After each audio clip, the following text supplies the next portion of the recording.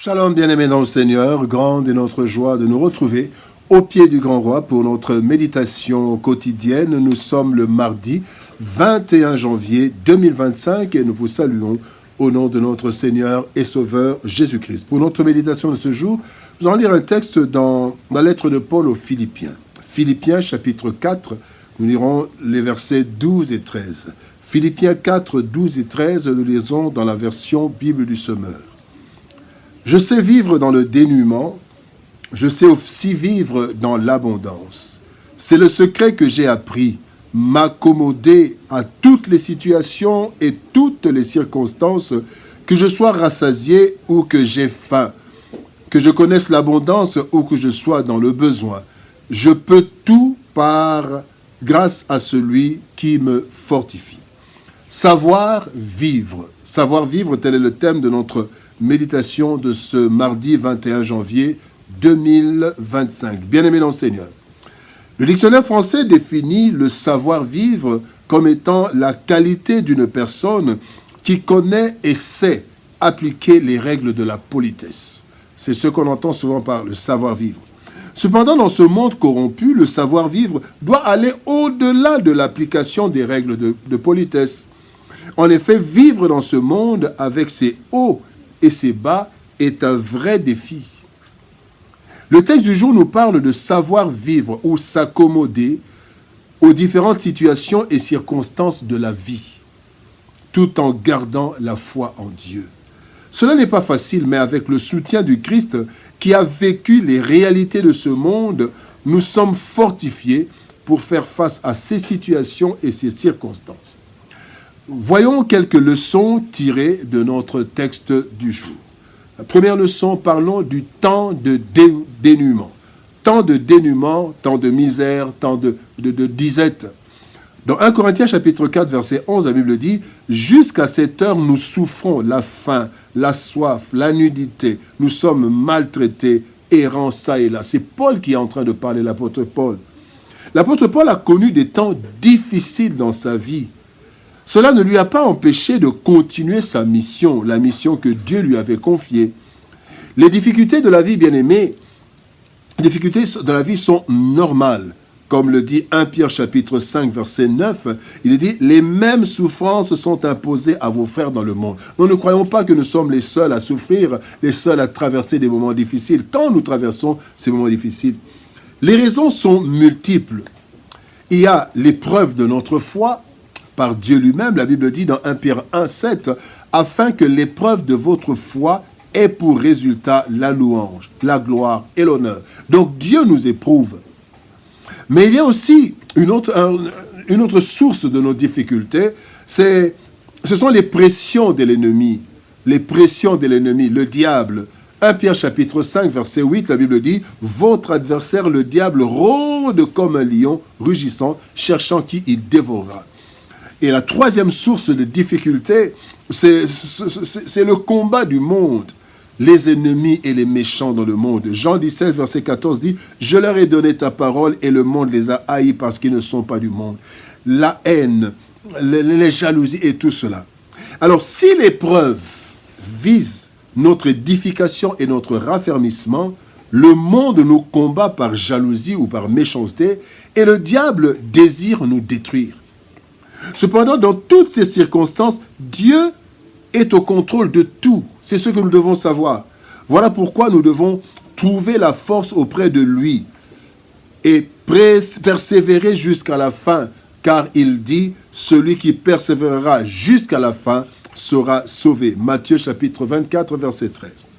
Le deuxième point ou la deuxième leçon que nous tirons de notre texte, parlons maintenant du temps d'abondance, les temps d'abondance. Dans Luc chapitre 12, verset 19, la Bible dit ceci, c'est Christ qui donne une parabole, il dit « Je dirai à mon âme, tu as beaucoup de biens en réserve pour plusieurs années. Repose-toi, mange, bois et réjouis-toi. » L'abondance. Aux yeux de plusieurs, bien-aimés, seule la misère et les difficultés constituent des épreuves. Cependant, il y a plusieurs personnes qui ont succombé devant l'élévation, alors qu'ils avaient tenu devant la disette.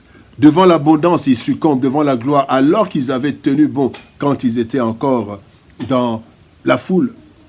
Voilà pourquoi le sage dit dans Proverbes chapitre 30, verset 9, « De peur que dans l'abondance, je ne te renie et ne dise, qui est l'Éternel ?»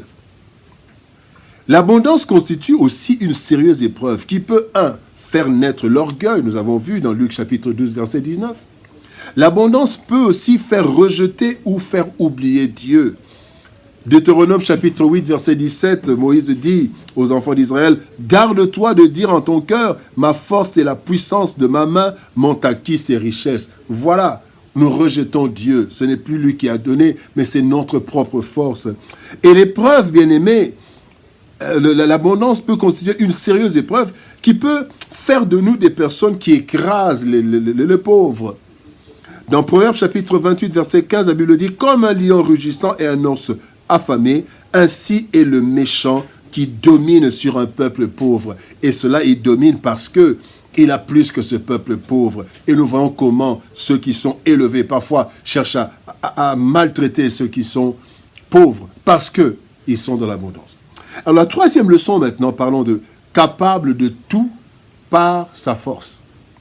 Romains chapitre 8, verset 37, la Bible dit « Mais dans toutes ces choses, nous sommes plus que vainqueurs par celui qui nous a aimés. » Bien-aimé, l'être humain a des besoins, et parmi ces besoins, ceux qui sont primordiaux et indispensables à la vie humaine. Alors, deux cas. Lorsque ces besoins ne sont pas satisfaits, bien-aimé, l'être humain réagit négativement de plusieurs façons. Il y a la rébellion, l'abattement, la recherche des solutions, légales ou illégales, mais aussi parfois les maladies psychosomatiques, parce que nous sommes dans la pauvreté, dans la disette. Alors, lorsque les ressources dépassent largement les besoins, l'être humain adopte aussi des positions diverses. Une confiance excessive en soi-même, de l'orgueil excessif, et parfois le rejet ouvert ou voilé de Dieu. Dans les deux cas, bien-aimés, le mauvais comportement conduit à la destruction. Alors, ce qu'il faut, bien-aimés, c'est premièrement avoir le contentement. 1 Timothée chapitre 6, verset 6 dit « C'est en effet une grande source de gain que la piété avec le contentement. » La deuxième chose, nous devons savoir nous adapter aux circonstances. Philippiens 4, 12, que nous avons lu, dit « Le secret que j'ai appris, m'accommoder à toutes les situations et circonstances. » Et cela comment? 1. En faisant confiance à Dieu. 2. En faisant connaître nos besoins à Dieu, selon Philippiens chapitre 4.